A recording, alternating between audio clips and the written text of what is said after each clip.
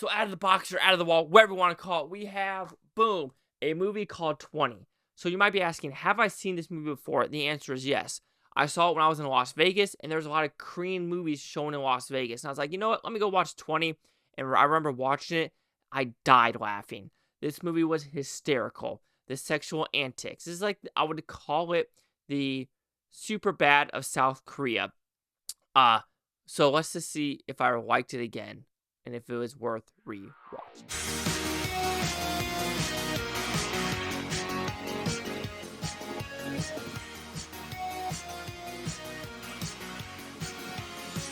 Chase Lee Hockey here at the Blue Futon reviewing 20. So what is this about? Pretty simple premise. You have 3 friends in their 20s and they don't know what they're doing with their lives. You have one that wants to be an artist, but there's something really bad happening with their family. And you have another one that's kind of a rich kid. And you have another one who's just trying to live life to the fullest in this culture of business and drinking, if you want to put it that way.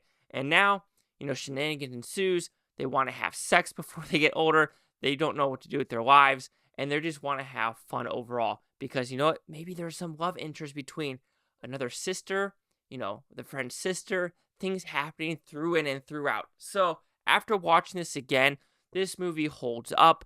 It is hysterical. It is laugh out loud funny. There's funny fight scenes in this movie. Okay, fight scene if you want to put it that way. And this fight scene is so damn good. Yes, is it over the top? Absolutely.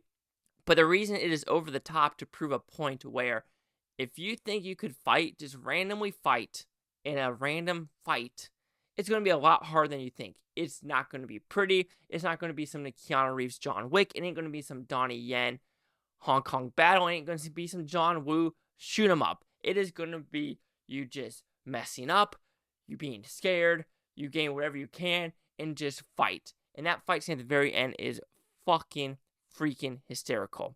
The dialogue in this movie is hysterical when it comes to sexual antics. I mean, I'm not going to say it, but it's just something that has to do with private parts in a butt.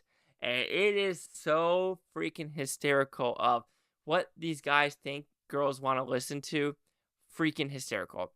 The antics of trying to figure out what someone should do. There's a scene in this movie about a Kia and a girl. I laughed so freaking hard. The shenanigans in this movie. This is the best way to say it. This is super bad for the South Korean movie going. Let's put it that way. Is it as crazy as super bad? No, but it does go more into depth about love. It goes more into depth about sugar daddies, sugar mamas. It goes into depth about the South Korean culture of drinking all the time. It goes into the South Korean culture of, the expectation management of maybe people are going to get drafted. Things like that for 2 years. I mean, this is going to be a short review because there's not a lot to talk about except this movie knows exactly what it's doing. It's filmed well. It's shot well. It has the right amount of heartfelt moments. It is the right amount of comedic moments to get these kids involved. There's also one in this movie where this line in this movie which also resonates with me about what age are you at and what is that midlife crisis like? What is the average age? It's like 74, 80. So you're thinking, oh my God, I'm already at my halfway point of life. And this movie talks about it where it's like, my dad died at like 50. Mozart died at like 35. Kurt Cobain died at 27. And one of the people are like, well, Kurt Cobain committed suicide. And he's like, how do you know you're not going to commit suicide? And it's like shit like that where you're just like, holy shit. You don't really think about life and what is around the corner. And this movie does talk about that of, yes, you're in your 20s, just at the time of your life of just having so much fun. But then you realize, what am I supposed to do with my life? Is clubbing really the right thing to do? Hanging out with friends the right thing to do? Finding love the right thing to do? It's a lot harder. It is a lot harder than it really is. And this movie talks about, yes, you might have some ambitions in life and some things you want to compete in life with. But you know what? You had plans and God freaking laughed. So overall, 20. It's hysterical, has good messaging. Yes, you can say some of the pacing is a little bit off in some scenes, and sometimes you get, I kind of got confused with, with what character is and their sideline or their side story, because some of these, background characters, they do have different side stories, and you're thinking, okay, who is that, and what are they actually trying to do?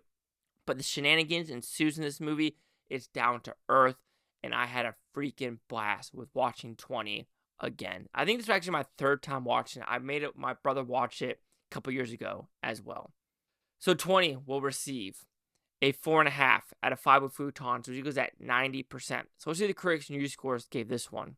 So there's nothing with the critics for this one? Okay, no, we do. We have 2 of them, a 4 out of 5 and a 4 out of 5. So 80%, my 90% audience scores is 68%. Wow, interesting. But I thought this was a funny freaking film through in and throughout. I thoroughly enjoy it. 68, 80, 90. Chase Scott here with the Blue Futon. Like, comment, subscribe. All things Bhutontopia. You Bhuftonians, thank you for watching. Have a great day. I don't care if you watch Tate tomorrow, a week from now, a month, or a year from now. I love every single freaking one of you.